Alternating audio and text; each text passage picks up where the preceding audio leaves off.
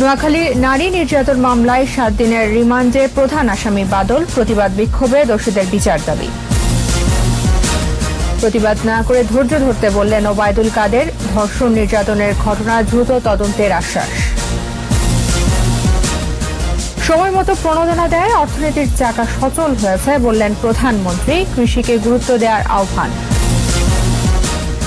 মেডিকেলে ভর্তির প্রশ্ন ফাঁসের হোতা মেশিনম্যান মান্নান গ্রেফতার, কিছু ডাক্তার ও কোচিং সেন্টার জড়িত। মজুতদারি আইনে ফাঁকফোকর, মিলারদের নিয়ন্ত্রণে চালের বাজার, তদারকি বাড়ানোর তাগিদ।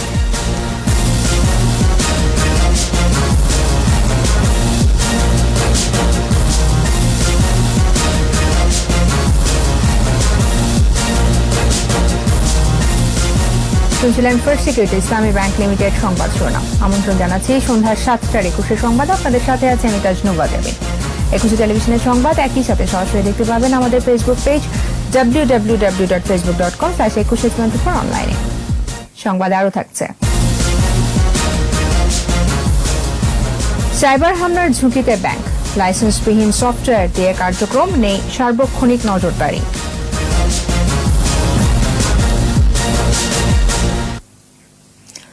নোয়াখালীতে নারীকে বিবস্ত্র করে নির্যাতনের ঘটনায় প্রধান আসামি বাদলকে 7 দিন রিমান্ড মঞ্জুর করেছেন আদালত। এছাড়া ইউপি সদস্য সোহাগ 3 দিন এবং দেলোয়ারকে অস্ত্র মামলায় 2 দিনের রিমান্ডে নেওয়া হয়েছে। মানবাধিকার কমিশনের পরিচালক ঘটনাস্থল পরিদর্শন করে ভুক্তভোগীর সাথে কথা বলেছেন। আর বাকি আসামিদের গ্রেফতার করে বিচারের আশ্বাস দিয়েছেন চট্টগ্রাম রেঞ্জের ডিআইজি আনোয়ার হোসেন। নোয়াখালী প্রতিনিধি সহায়তা আরো জানাচ্ছেন সমর ইসলাম। বেগমগঞ্জে গৃহবধূ নির্যাতনের ঘটনায় গ্রেফতার প্রধান আসামি বাদল ও ইউপি সদস্য মোয়াজ্জেম হোসেন সোহাগকে চিফ জুডিশিয়াল ম্যাজিস্ট্রেট আদালতে হাজির করা হয়। মামলার তদন্ত কর্মকর্তা তাদের 7 দিন করে রিমান্ড আবেদন করেন।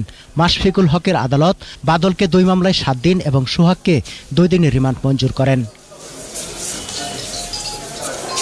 বেগমগঞ্জের ঘটনায় নারায়ণগঞ্জ থেকে গ্রেফতার বাহিনী প্রধান দেলোয়ারকে অস্ত্র মামলায় 2 দিনের রিমান্ড দিয়েছেন আদালত। বিকেলে নারায়ণগঞ্জ সিনিয়র জুডিশিয়াল ম্যাজিস্ট্রেট আদালতে হাজির করে 3 দিনের রিমান্ড আবেদন করে পুলিশ।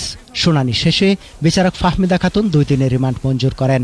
সিদ্দিরগঞ্জ থানায় অস্ত্র আইনের 19-এর AF ধারায় মামলা হলে মামলার তদন্তকারী কর্মকর্তা তাকে কোর্টে উপস্থাপন করে 3 দিনের রিমান্ড চাইলে বিজ্ঞ আদালত মামলায় যৌক্তিক বিবেচনায় 2 দিনের রিমান্ড মঞ্জুর করেন। এদিকে ঘটনাস্থল পরিদর্শন করেছেন মানবাধিকার কমিশনের তদন্ত পরিচালক। পরে তিনি সাংবাদিকদের বলেন, নির্যাতিতা নারী নিরাপত্তাহীনতা ও ভয়ে ঘটনার মূল হোতা দেলোয়ারের নাম প্রকাশ করেনি।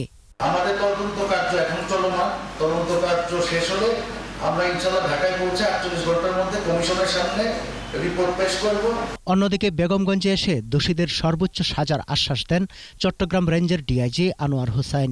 আসামিগুলা যাতে সবগুলো গ্রেপ্তার করা হয় দ্রুততম সময়ের মধ্যে, সেই জন্য আমি আমাদের তদন্তকারী কর্মকর্তা সহ নোয়াখালী জেলার পুলিশ সুপার এবং অন্যান্য যারা সম্পৃক্ত আছে সবাইকে আমি নির্দেশ।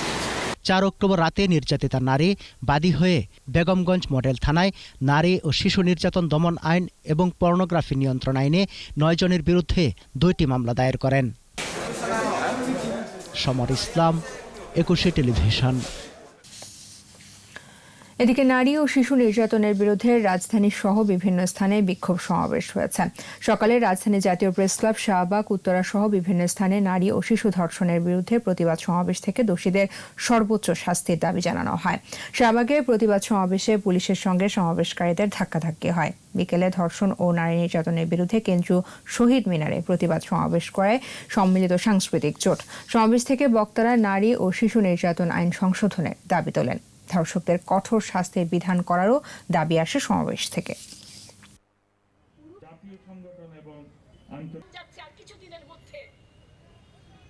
যারা অপরাধ করেছে তাদের প্রশ্রয়দাতা কারা, তাদেরকে অপরাধী হিসাবে কারা তৈরি করেছে, তাদেরকে সমাজে এত শক্তিশালী কারা করে দিয়েছে এবং সমাজের প্রতিটি স্তরে এই ঘটনা ঘটছে। আমরা এখনো ব্লেম গেমে আছি, একে অপরকে দোষারোপ করছি। আমরা কোথায় ভুল করেছি সেটা বের করার চেষ্টা করছি না। সম্মিলিত সাংস্কৃতিক জোট এই নারী ধর্ষণ, নারী নির্যাতন এবং সামাজিক অনাচারের বিরুদ্ধে আগামী 10 তারিখ শনিবার দেশব্যাপী প্রতিবাদ দিবস পালন করবে। ধর্ষণের ঘটনায় রাজনৈতিক ট্যাগ লাগালে বিচার বাধাগ্রস্ত হতে পারে বলে মন্তব্য করেছেন আওয়ামী লীগের সাধারণ সম্পাদক ও সেতুমন্ত্রী ওবায়দুল কাদের। আর ধর্ষণ নির্যাতনের ঘটনাগুলো তদন্ত দ্রুত শেষ করে এর সাথে জড়িত অপরাধীদের আইন অনুযায়ী সর্বোচ্চ শাস্তি নিশ্চিতের আশ্বাস দিয়েছেন স্বরাষ্ট্রমন্ত্রী আসাদুজ্জামান খান। প্রণব চক্রবর্তীর রিপোর্ট। বঙ্গবন্ধু এভিনিউয়ে আওয়ামী লীগের সম্পাদক মণ্ডলীর সভায় যোগ দেন আওয়ামী লীগ সাধারণ সম্পাদক ওবায়দুল কাদের। স্বাধীনতা বিরোধী, দুর্নীতিবাজ ও সন্ত্রাসীরা যাতে দলে ভিড়তে না পারে সে বিষয়ে সজাগ থাকার আহ্বান জানান তিনি বলেন, অপরাধী যেই হোক সে দুর্বৃত্ত। নোয়াখালীর ঘটনায় অপরাধী যে দলের বা যত বড় নেতাই হোক তাকে ছাড় দেয়া হবে না বলেও হুঁশিয়ারি দেন ওবায়দুল কাদের। রাস্তায় নেমে প্রতিবাদ না করে ধৈর্য ধরার আহ্বান জানান তিনি। ধর্ষণকে রাজনৈতিক ট্যাগ দিয়ে ভিন্ন খাতে প্রবাহিত করলে সুষ্ঠু বিচারের প্রক্রিয়া ব্যাহত হওয়ার আশঙ্কা থাকে। সব অপরাধী পরিচয় হলো তারা দুর্বৃত্ত। দুর্বৃত্তের কোনো দলীয় পরিচয় নেই। এদিকে সচিবালয়ে স্বরাষ্ট্রমন্ত্রী সাংবাদিকদের জানান, সিলেটের এমসি কলেজের ঘটনার নির্ভুল তদন্ত রিপোর্ট দেওয়ার কাজ চলছে। নিরাপত্তা বাহিনী সজাগ রয়েছে, অপরাধীদের শিগগিরই আইনের আওতায় আনা হবে। সব জায়গায় নিরাপত্তা বাহিনী যথাযথভাবে কাজ করছে এবং তাৎক্ষণিকভাবে ব্যবস্থা নিচ্ছে এবং যারা অন্যায় করছে তাদেরকে ধরে ফেলছে, শনাক্ত করছে। আমরা খুব শীঘ্রই এদেরকে আইনের মুখোমুখি করব যাতে সর্বোচ্চ শাস্তিটি পায়। আর নারী ও শিশু নির্যাতন বন্ধে দেশবাসীকে ঐক্যবদ্ধ হওয়ার আহ্বান জানিয়েছেন মহিলা ও শিশু বিষয়ক প্রতিমন্ত্রী ফজিলাতুন্নেসা ইন্দিরা। আমি আশা করি আসামিদেরকে উপযুক্ত শাস্তি দেওয়া হবে। কোনো ঘটনা ঘটলে সরকার তৎক্ষণাৎ ব্যবস্থা নিচ্ছে বলেও দাবি করেন মন্ত্রীরা। প্রণব চক্রবর্তী, 21 টেলিভিশন, ঢাকা। প্রধানমন্ত্রী শেখ হাসিনা বলেছেন, দুঃসময়ে সরকারের দেওয়া প্রণোদনায় অর্থনীতির চাকা সচল হয়েছে। জাতীয় অর্থনৈতিক পরিষদের নির্বাহী কমিটির সভায় খাদ্য উৎপাদন বাড়াতে কৃষি খাতকে বিশেষ গুরুত্ব দেওয়ারও আহ্বান জানান একনেক চেয়ারপারসন ও প্রধানমন্ত্রী শেখ হাসিনা। বিস্তারিত জানাচ্ছেন আকবর হোসেন সুমন। রাজধানীর আগারগাঁওয়ে এনইসি সম্মেলন কক্ষে জাতীয় অর্থনৈতিক পরিষদের নির্বাহী কমিটির সভা। গণভবন থেকে ভার্চুয়ালি সভাপতিত্ব করেন একনেক চেয়ারপারসন ও প্রধানমন্ত্রী শেখ হাসিনা। এনইসি সম্মেলন কক্ষে সংশ্লিষ্ট মন্ত্রীদের উপস্থিতিতে অনুমোদন দেওয়া হয় 1659 কোটি টাকার 4 প্রকল্প। নির্ধারিত প্রকল্পের বাইরে করোনাকালীন দুঃসময়ে অর্থনীতি গতিশীল করতে সরকারের উদ্যোগের কথা তুলে ধরেন একনেক চেয়ারপারসন। বলেন, সময় মতো মানুষের হাতে টাকা পৌঁছে দেয়ায় অর্থনীতি ঘুরে দাঁড়িয়েছে। সময় মতো আমরা যে টাকাটা দিলাম, নগদ এবং প্রণোদনা দিলাম, এটাই কিন্তু ব্যবসাটাকে ধরে রাখতে সক্ষম হয়েছে এবং যারা লেবার কাজ করে তারাও কাজ করবার আগ্রহ ছিল, তারাও কাজ করছে। ক্ষুদ্র মাঝারির জন্য আলাদা, বৃহৎ শিল্পের জন্য আলাদা, এরকম প্রত্যেকটা সেক্টরে আমরা ভাগ ভাগ করে দেওয়ার ফলে গার্মেন্টসের জন্য আলাদা আমরা বিশেষভাবে দিলাম। তো এই দেওয়াটাই কিন্তু আমাদের অর্থনীতিটাকে গতিশীল রাখতে সক্ষম। খাদ্য উৎপাদন বাড়াতে কৃষি খাতে সরকারের গুরুত্বের কথাও তুলে ধরেন প্রধানমন্ত্রী। কৃষিকে আমরা গুরুত্ব দিচ্ছিলাম এই কারণে যে আমি যেটা প্রথমেই বলেছিলাম যে কৃষি আমাদেরকে ধরে রাখতে হবে, কারণ খাদ্য উৎপাদনটা বাড়াতে হবে, মানুষের যে খাবারে কষ্ট না হয়, সেটা আমরা কিন্তু ধরে রেখেছি। প্রধানমন্ত্রী বলেন, দরিদ্র মানুষ এবং বিভিন্ন সেক্টরে সরকারের দেয়া নগদ অর্থ সহায়তাও কাজে লেগেছে। সময় মতো পদক্ষেপটা নিয়েছিলাম, কারণ কত টাকা আছে কি আছে সেটা চিন্তা করিনি। একটাই চিন্তা করেছিলাম যে না, আমাদের এই দুঃসময় আমাদের অর্থনীতির টাকাটাকে যদি গতিশীল রাখতে হয় তাহলে অবশ্যই সেখানে আমাদের পৌঁছাতে হবে, মানুষের হাতে টাকা পৌঁছে দিতে হবে। আকবর হোসেন সুমন, 21 টেলিভিশন, ঢাকা। সরকারি মেডিকেল ও ডেন্টাল কলেজের ভর্তি পরীক্ষার প্রশ্ন ফাঁস চক্রের মূল হোতা স্বাস্থ্য শিক্ষা ব্যুরোর মেশিনম্যান আব্দুস সালামকে গ্রেফতার করেছে পুলিশের অপরাধ তদন্ত বিভাগ সিআইডির সাইবার শাখা। সংবাদ সম্মেলনে সিআইডি জানায়, প্রশ্নপত্র ফাঁসের সাথে বেশ কিছু ডাক্তার এবং কোচিং সেন্টারও জড়িত। চক্রের সদস্যদের অবৈধ সম্পদের খোঁজে অনুসন্ধান চলছে বলেও জানায় সাইবার পুলিশ। বাকিটা জানাচ্ছেন মিনালা দিবা। সরকারি মেডিকেল ও ডেন্টাল কলেজে প্রশ্নপত্র ফাঁসের মূল হোতা স্বাস্থ্য শিক্ষা ব্যুরোর মেশিনম্যান আব্দুস সালাম। গত ২০ জুলাই প্রশ্নপত্র ফাঁস চক্রের ৭ সদস্যকে গ্রেপ্তারের পর জিজ্ঞাসাবাদে উঠে আসে এই সালামের নাম। সোমবার বনশ্রী এলাকায় অভিযান চালিয়ে তাকে গ্রেপ্তার করে সিআইডির সাইবার পুলিশ। সিআইডি সদর দপ্তরে সংবাদ সম্মেলনে আব্দুস সালামের অপকর্মের বিস্তারিত তুলে ধরা হয়। এই সালাম এই স্বাস্থ্য শিক্ষা ব্যুরো যখন মেশিনম্যানের দায়িত্ব পালন করত, সেইখান থেকে সে টেকনিকে একটা প্রশ্ন সে নিয়ে নিত। এই প্রশ্নপত্র তারই খালাতো ভাই জসিমউদ্দিন মুন্নু তাকে সরবরাহ করত। এই চক্রের অনেক সদস্যের অবৈধভাবে উপার্জিত সম্পদের খোঁজে অনুসন্ধানও চলছে। ঘটনার সাথে কিছু অসাধু ডাক্তারের জড়িত থাকার প্রমাণ পেয়েছে। আমরা কোচিং সেন্টারের জড়িত থাকা আমরা প্রমাণ পেয়েছি। এই প্রশ্নপত্র ফাঁস করে যে সম্পদ গড়েছে তারও আমরা অনুসন্ধান করছি।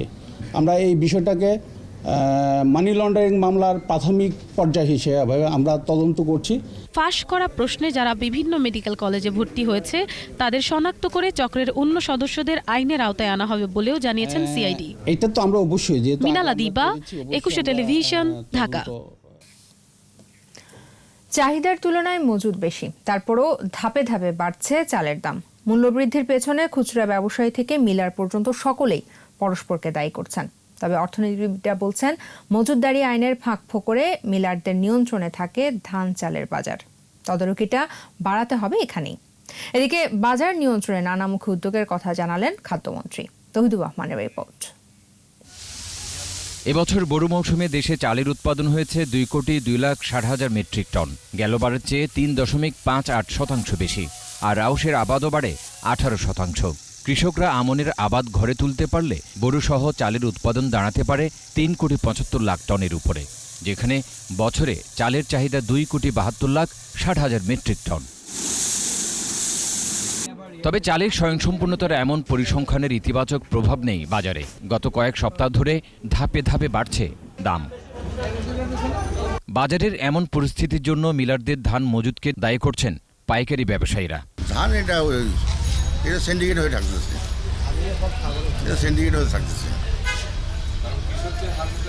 কৃষকের হাতে তো থাকতেই পারে না। এত হাই পাওয়ারের মেলগুলা প্রতিটা মিলে মানে 5টা 7টা ডিস্ট্রিক্টের মাল একটা মিলে ভাঙে, এরকম শতে শতে মেল হয়েছে। তবে মিলাররা দুষছেন পাইকারি ও খুচরা ব্যবসায়ীদের অতি মুনাফার প্রবণতাকে।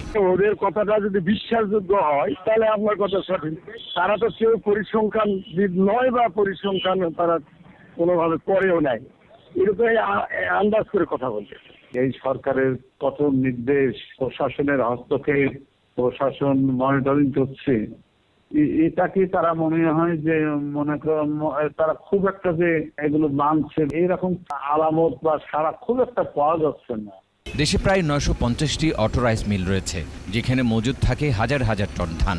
আর উৎপাদিত চালের ২০% আসে শীর্ষ ৫০টি মিল থেকে। এখানে নিয়ন্ত্রণ প্রতিষ্ঠার পরামর্শ এই অর্থনীতিবিদের। আমাদের দেশের মজুদ আইন অনুযায়ী একটা রাইস মিলের যে পরিমাণ ধান ভাঙানোর ক্যাপাসিটি, তার অনুযায়ী কিন্তু তার 5 গুণ পরিমাণ ধান তারা রাখতে পারেন, 3 গুণ পরিমাণ চাল তারা রাখতে পারেন। অনেক বড় কিছু রাইস মিলের এত বেশি উৎপাদন ক্ষমতা, তাদের মজুদও করতে হয় এত বেশি যে তাদের হাতে কিন্তু অটোমেটিক্যালি কিছু মার্কেট পাওয়ার চলে আসে। আমাদেরকে এখন এই জায়গাটাতে ভাবতে হবে। চালের বাজার নিয়ন্ত্রণে সরকার নানামুখী উদ্যোগ নিচ্ছে বলে জানালেন খাদ্যমন্ত্রী। তাগিদ দিলেন ভোক্তা অধিকার সংরক্ষণ অধিদপ্তরকে আরও সক্রিয় হওয়ার। একটা জেলা প্রশাসককে চিঠি দিয়েছি, প্রতিদিন জেলা প্রশাসকের সাথে আমাদের 3 জন অ্যাডিশনাল সেক্রেটারি আছে, প্রতিদিন প্রতি জেলাতে তাদের সাথে যোগাযোগ রক্ষা করেই চলেছে। এবছর বোরো মৌসুমে ধান চাল সংগ্রহের লক্ষ্যমাত্রা ছিল 19.5 লাখ মেট্রিক টন, তবে সংগ্রহ হয়েছে 9,10,000 টন। তৌহিদুর রহমান, 21 টেলিভিশন, ঢাকা। সাইবার হামলার ঝুঁকিতে ব্যাংকগুলো। 24 ঘন্টা মনিটরিংয়ের অভাব, লাইসেন্সবিহীন সফটওয়্যারের ব্যবহার এবং অভ্যন্তরীণ হামলাকে গুরুত্ব না দেওয়া সহ সমস্যা আড়াল করার প্রবণতায় ঝুঁকি বাড়ছে। এই অবস্থায় ব্যাংকগুলোর সাইবার নিরাপত্তা বাড়াতে কেন্দ্রীয় ব্যাংকের নির্দেশনা বাস্তবায়নের পরামর্শ বিশেষজ্ঞদের। সাইবার সিকিউরিটি নিয়ে ইবরিনুর শাওনের 3 পর্বের রিপোর্টের প্রথম পর্ব আজ ছবি তুলেছেন মনিউল ইসলাম। লং টার্ম স্ট্র্যাটেজিক্যাল প্ল্যান করে একটা র্যানসামওয়্যার বা ম্যালওয়্যার প্ল্যান করা হয়, সেটার একটা ডিটেলিং দেখা যাচ্ছে এবং এটা টাইম ফ্রেম সহ কোন সিস্টেম, কোন অ্যাপ্লিকেশন, কোন ডেস্কটপ, কোন মেশিন, কোন আইপি অ্যাড্রেস দিয়ে ইন্টারনাল এক্সটার্নাল কী সিস্টেম দিয়ে এই লকটা জেনারেট হয়েছে, এটা একটা র ডেটা। এই র ডেটা রিড করার পর আমার সিস্টেমে এখানে দেখাচ্ছে বেসিক্যালি যে কী ধরনের কোন আইপি থেকে আমাদের কী ধরনের অ্যাটাকগুলো জেনারেট হচ্ছে, কিভাবে আমাকে ট্রাফিকগুলো বাইপাস করে আমার মূল সিস্টেমকে তারা আসলে মাস্কিং করছে এবং অবৈধভাবে অনুপ্রবেশ করছে, সেটার একটি রূপরেখা। এ তথ্যেই উঠে আসলো বিদেশি একটি ব্যাংকে সাইবার হামলার চেষ্টার কথা। তবে আধুনিক প্রযুক্তি ব্যবহার করে সিস্টেমে প্রবেশের চেষ্টা প্রাথমিক অবস্থায় রুখে দেয়া গেছে। আবারও আমাদের জন্য একটা ভয়াবহ সাইবার দুর্যোগ অপেক্ষা করছে যদি কেন্দ্রীয় ব্যাংকের নির্দেশনা আমরা যদি না মেনে এইভাবে যদি ব্যাংকিংগুলো চলতে থাকে। এই মুহূর্তে সবচেয়ে বড় থ্রেট হচ্ছে র্যানসামওয়্যার অ্যান্ড ওয়ানাক্রাই, এবং একাধিকবার মিডিয়া হাউস সহ অনেক জায়গায় কিন্তু এটা আক্রমণ হয়েছে কর্পোরেট হাউসগুলোতে, ব্যাংকগুলোতে। আমাদের যে নেটওয়ার্কের যে সকল ইনসিডেন্ট আমরা অনেক সময় ব্র্যান্ড ভ্যালুর জন্য আমরা চেপে যাই। দেশি বিদেশি বিভিন্ন প্রতিষ্ঠানে কাজ করা এই বিশ্লেষক বলছেন, সাইবার হামলার জন্য প্রযুক্তির ব্যর্থতার চেয়েও ব্যবস্থাপনার ব্যর্থতাই অনেক ক্ষেত্রে বেশি দায়ী। এই কন্ট্রোল মেকানিজম ফেলিওর কেন হয়? কারণ প্রসেস গ্যাপ আছে। এই প্রসেস গ্যাপটা কেন আসতেছে? কারণ পিপুল আর নট এডুকেটেড। তাকে সফটওয়্যার সম্বন্ধে নলেজ থাকতে হচ্ছে, তাকে নেটওয়ার্ক সম্বন্ধে নলেজ থাকতে হচ্ছে, তারপরে তাকে আপনার ডেটাবেস সম্বন্ধে নলেজ থাকতে হচ্ছে। সব কিছু মিলেই কিন্তু আপনার কি সিকিউরিটি। সস্তা প্রযুক্তি ঝুঁকির মাত্রা কয়েক গুণ বাড়িয়ে দেয়। কেউ যদি বলে আমি 10 দিনে মোবাইল অ্যাপস ডেভেলপ করে দিব আর কি, আমাদের কিন্তু তাকে ভাবা দেওয়ার কোনো দরকার নেই। কিন্তু প্রত্যেকটা অ্যাপ্লিকেশন আমি যখন ডেভেলপ করতেছি তখন আমার খেয়াল করতে হবে যে এই সিকিউরিটি মেকানিজম, কন্ট্রোল মেকানিজম ঠিক আছে কিনা। সাইবার হামলার ঝুঁকি একেবারে শূন্যে নামিয়ে আনা যাবে না, তবে সতর্ক ও সচেতন থাকলে এড়ানো সম্ভব বলেই মনে করছেন এই সিআইডি কর্মকর্তা। তো সাইবার ডিপেন্ডেন্ট যখন বাড়াবো আমরা, তখন কিন্তু অ্যাটাকের জন্য আমাদেরকে একটু খেয়াল রাখতে হবে। কন্টিনিউয়াস প্রসেস, আবার হ্যাকাররা চেষ্টা করে এরকমভাবে করার জন্য, আমরাও আবার চেষ্টা করি এগুলোকে প্রিভেন্ট করার জন্য। সো আপাতত আমি মনে করি যে আমাদের খুব ভয়ের কোনো কারণ নেই। নিরাপত্তা নিশ্চিত করতে নেটওয়ার্কের দুর্বলতাগুলো চিহ্নিত করতে নিয়মিত নজরদারি ও পেনিট্রেশন টেস্টিংয়ের পরামর্শ বিশেষজ্ঞদের। ইবনে নূর শাওন, 21 টেলিভিশন, ঢাকা। জরুরি ভিত্তিতে রোহিঙ্গা সংকট মোকাবেলায় মাল্টি সেক্টর প্রকল্প জাতীয় অর্থনৈতিক পরিষদের নির্বাহী কমিটি একটাকে অনুমোদন দিয়েছে। আগারগাঁওয়ে এনএসি সম্মেলন কক্ষে বৈঠকে স্থানীয় সরকার, পল্লী উন্নয়ন, সমবায় মন্ত্রণালয়ে উত্থাপিত প্রকল্পটির অনুমোদন দেওয়া হয়। সভায় গণভবন থেকে ভিডিও কনফারেন্সে যুক্ত হন একনেক চেয়ারপারসন ও প্রধানমন্ত্রী শেখ হাসিনা। এনএসি সম্মেলন কক্ষ থেকে যুক্ত হন সংশ্লিষ্ট মন্ত্রীরা। এছাড়াও শিক্ষা মন্ত্রণালয়, পানি সম্পদ মন্ত্রণালয় ও শিল্প মন্ত্রণালয়ে 3টি উন্নয়ন প্রকল্প অনুমোদনের জন্য উত্থাপন করা হয়।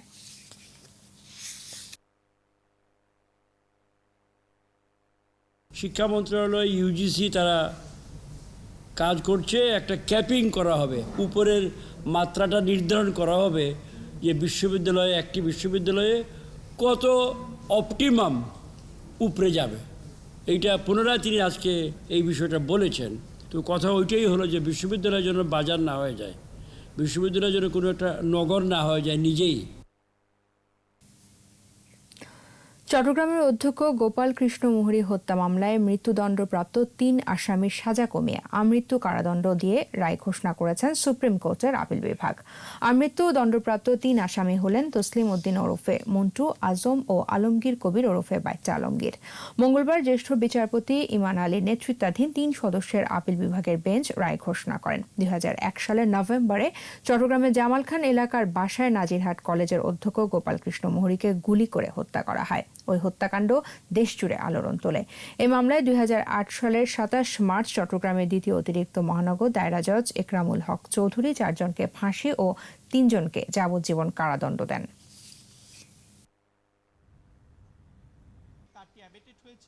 এবং বাকি 3 জনের যে মৃত্যুদণ্ড ছিল সেটি পরিবর্তন করে তাদেরকে যাবজ্জীবন কারাদণ্ড দেওয়া হয়েছে।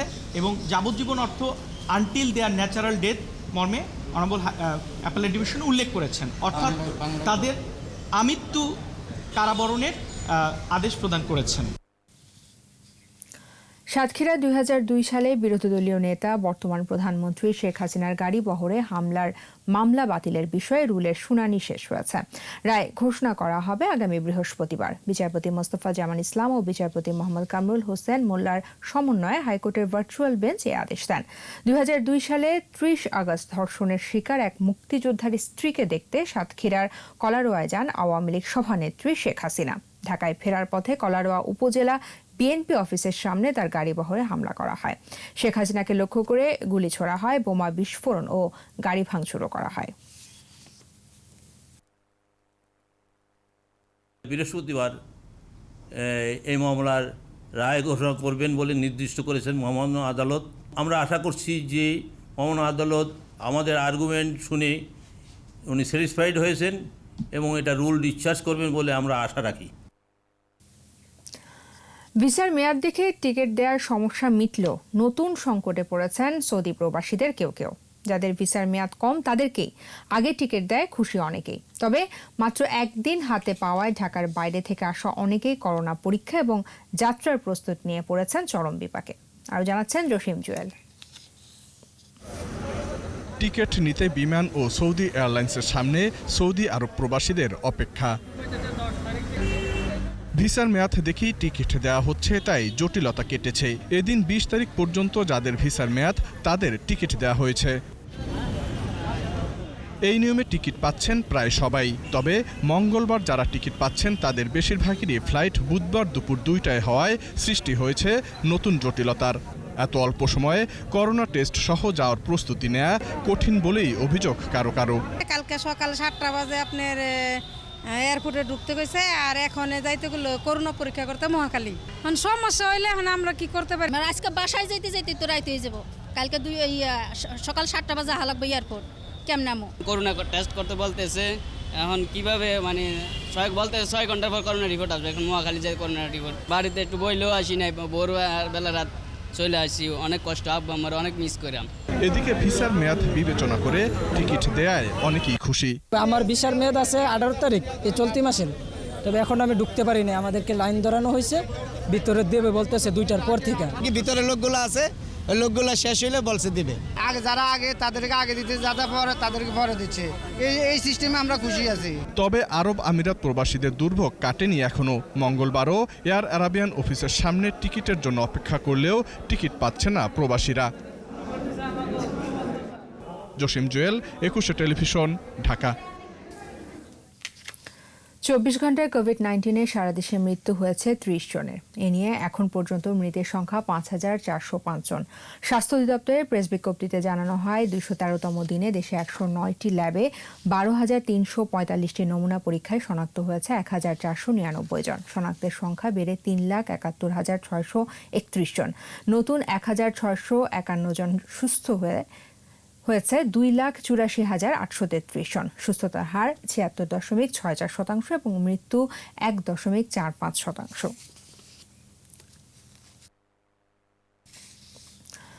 এবার গোপালগঞ্জের কোটালীপাড়ায় এক স্কুল ছাত্রীকে ধর্ষণ ও ভিডিও চিত্র ধারণের অভিযোগ উঠেছে। বেসরকারি বিশ্ববিদ্যালয় পড়ুয়া এক ছাত্রের বিরুদ্ধে এরই মধ্যে থানায় মামলা করেছেন ভুক্তভোগী ছাত্রীর বাবা। এদিকে কুষ্টিয়ায় ছাত্রীকে ধর্ষণের ঘটনায় গ্রেফতার করা হয়েছে মাদ্রাসার শিক্ষককে। প্রতিনিধিদের সহায়তা আরও জানাচ্ছেন বদনা জামান। নির্যাতিতা মাদ্রাসার আবাসিক ছাত্রী। তার পরিবারের অভিযোগ, তাদের মেয়ে প্রায়ই নির্যাতনের শিকার হতো মাদ্রাসা সুপার মাওলানা আব্দুল কাদেরের কাছে। সবশেষ রোববার ধর্ষণের বিষয়টি কাউকে না জানানোর জন্য মেয়েটিকে শাসিয়ে দেয় মাদ্রাসা সুপার।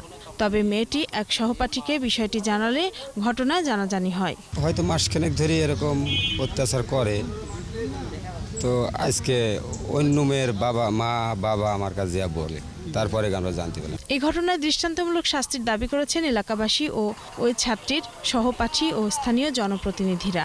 এরকম যদি পরিস্থিতি হয় আমরা আর মাদ্রাসায় পড়বো না। দৃষ্টান্তমূলক শাস্তি, সর্বোচ্চ যে শাস্তি হয় সেই শাস্তি আমরা চাই। পুলিশ ঘটনা তদন্ত করে দোষীকে শাস্তির আওতায় আনার আশ্বাস দেন। পুরো বিষয়টা আমরা তদন্ত করে দেখছি এবং তদন্তের আমাদের কিছু অগ্রগতি আছে এবং এই তদন্তে যারই নাম আসবে কেউ ছাড় পাবে না। এদিকে ঘটনার প্রতিবাদে বিক্ষুব্ধ এলাকাবাসী মাদ্রাসা ঘেরাও ও ভাঙচুর করেছে। রত্না জামান, 21 টেলিভিশন।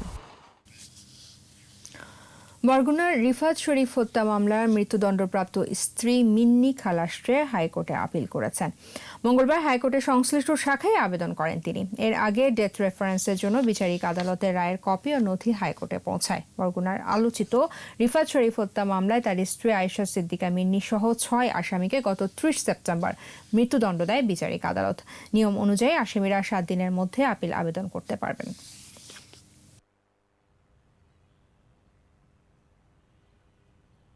আয়েশা সিদ্দিকা মিন্নির পক্ষে আজকে আমরা আপিল ফাইল করেছি। শুনানি আমরা যত শীঘ্র সম্ভব করার চেষ্টা করব। আমরা আশাবাদী আইনের আলোকে ন্যায় বিচার প্রতিষ্ঠিত হবে এবং মিন্নি বেকসুর খালাস হবে।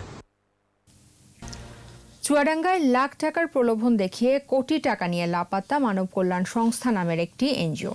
জেলার জীবননগরে সদস্য সংগ্রহ করে তাদের কাছ থেকে আমানত হিসেবে প্রায় কোটি টাকা সংগ্রহ করে এনজিওটি। এরপর হঠাৎ উধাও হয়ে যায় মানব কল্যাণ সংস্থার মাঠকর্মীরাও। সদস্যদের অভিযোগের পর তদন্ত শুরু করেছে পুলিশ। চুয়াডাঙ্গা প্রতিনিধি আতিয়ার রহমানের রিপোর্ট, জানাচ্ছেন মতনাজামান। গত 5 আগস্ট চুয়াডাঙ্গার জীবননগরের আশতলা পাড়ায় বাড়ি ভাড়া নেয় মানব কল্যাণ সংস্থা নামে একটি এনজিও প্রতিষ্ঠান। গৃহিণীদের ক্ষুদ্র কুটির ও হস্তশিল্পের আওতায় লাখ টাকা ঋণের প্রলোভন দেখিয়ে গড়ে 40 জন নারীকে নিয়ে একটি করে সমিতি তৈরি করে সংস্থাটি। সঞ্চয় আমানত হিসেবে জনপ্রতি 5 থেকে 15,000 টাকা বিকাশের মাধ্যমে সংগ্রহ করে মাঠকর্মীরা। কেতা কাপড় সেলাই করবো, আমার মেয়েদেরও বিয়ে থাওয়া দিতে পারবো। আমার এখন মেয়ে রয়েছে, জমি যাতে আমার কিছুই নেই।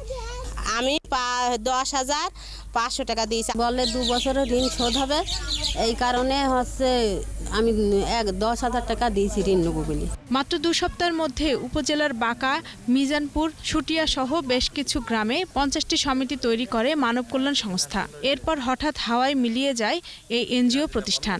গরিব দুস্থ মানুষের কাছে যে তারা সঞ্চয় নিচ্ছে, সঞ্চয়টা নিচ্ছে এটা বলে যে যত বেশি সঞ্চয় জমা দিবে সেই সঞ্চয়ের উপরে তারা তাদেরকে লোন দেবে। 3 জন মিলে 14,000 টাকা বিকাশ করে দিয়েছে। দেওয়ার পরে রাত 10টা পর্যন্ত ফোনটা খোলা ছিল, যে বিকাশ নম্বরটা থাকার পরে তারপর বিকাশ নম্বরটা বন্ধ করে দিয়েছে। প্রত্যেকটা ইউনিয়ন তোরা অনেক টাকা নিয়ে গিয়েছে, কোটি কোটি টাকা নিয়ে গিয়েছে। এনজিওটির অনুমোদন ছিল না বলে জানিয়েছে স্থানীয় সমাজসেবা দপ্তর। তারা খুব অল্প সময়ে মানুষের সাথে প্রতারণা করে এই টাকাগুলো নিয়ে এখান থেকে আসলে পালিয়ে গেছে খুব দ্রুত। ক্ষতিগ্রস্তদের কয়েকজন এই এনজিওর বিরুদ্ধে প্রতারণার অভিযোগ এনে থানায় লিখিত অভিযোগ করেছেন। অভিযুক্তদের আইনের আওতায় আনার আশ্বাস দিয়েছেন পুলিশ প্রশাসন। ভুক্তভোগীদের অর্থ যেন ফেরত পায় সে ব্যাপারে তড়িৎ পদক্ষেপ গ্রহণ করা হবে। এমন প্রতারণার দায় স্থানীয় প্রশাসন এড়াতে পারে না বলে মনে করে এলাকাবাসী। রত্না জামান, 21 টেলিভিশন। এবার সোশ্যাল ইসলামী ব্যাংক লিমিটেড বাণিজ্য সংবাদ।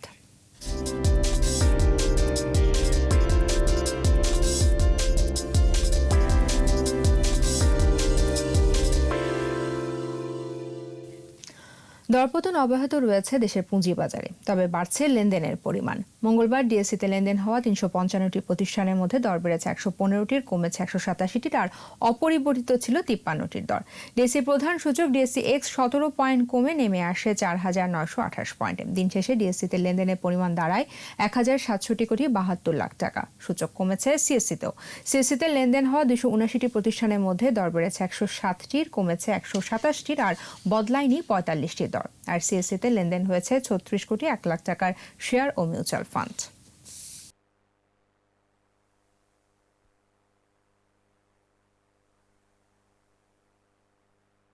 জানাবো খেলার খবর।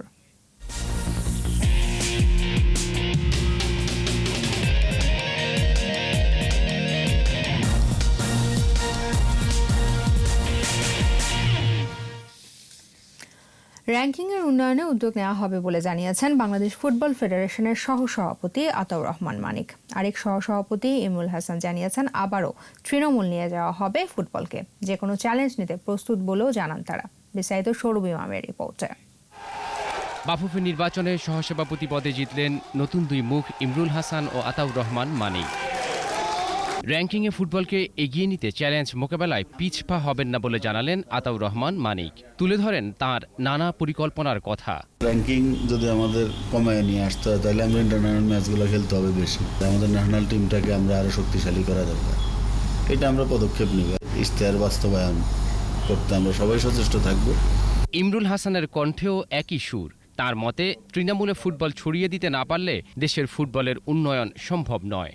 আমি আসলে জেলা লিগগুলো নিয়ে এবং নিচের দিকের লিগগুলো নিয়ে আমি কাজ করতে চাই, কারণ এই লিগগুলো কিছুটা অনিয়মিতভাবে হয়ে থাকে, যেটা আমার মনে হয় যে ফুটবল উন্নয়নে একটা বিশাল অন্তরায়। তবে আমি এই জায়গাটুকুতে কাজ করতে চাই। ফুটবলের উন্নয়নে ঐক্যবদ্ধ প্রচেষ্টা জরুরি বলে মত দেন তারা।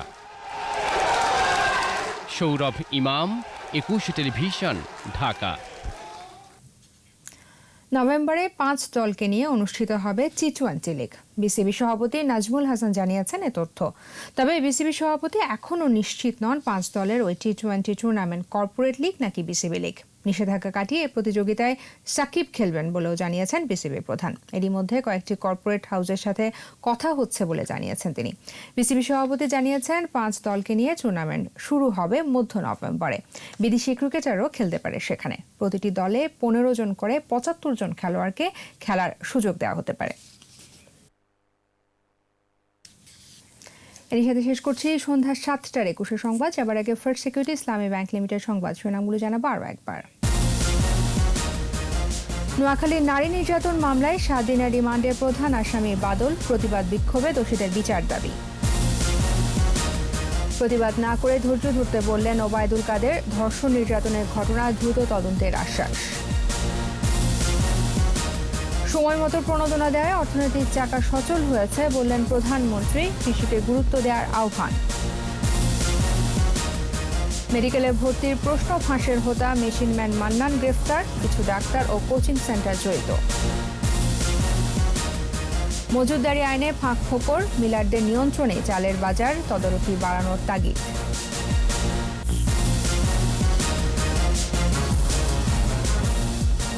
একুশে টেলিভিশনের সর্বশেষ খবর জানতে ডায়াল করুন 2021 নম্বর আর ভিজিট করুন ekushe-tv.com এই ওয়েবসাইটে। ফেসবুকে লগ ইন করতে পারেন facebook.com/ekushe24 অনলাইন। আমাদের পরের সংবাদ রাত 9টায় দেখার আমন্ত্রণ রইল।